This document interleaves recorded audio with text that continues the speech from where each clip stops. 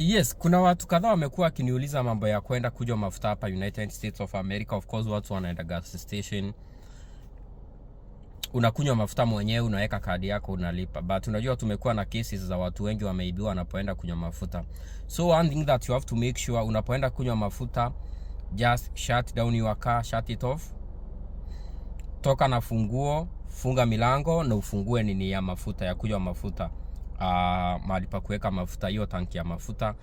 Gari kama imefungwa milango yote, enda kunywa mafuta. Ukishamaliza funga nini yako ya kukunywa mafuta tank, halafu ingia kwa gari. Watu wengi wameenda kukunywa mafuta wakaacha gari iko on, which one thing ni makosa kuacha gari iko on kama unaenda kunywa mafuta. It's not recommended because just in case of anything gari inaweza chomeka. Kitu nyingine, ukienda kukunywa mafuta hakikisha milango yote imefungwa, like umelock milango yote ya gari. Cause msia anaweza kuja wawili, mmoja akaingia kwa gari, funguo umeacha kwa gari, wakakuteka, like wakataka kuonyesha bunduki, wakachukua gari yako wakaenda nayo. By the time unapiga ifuatiliwe, it's a long process.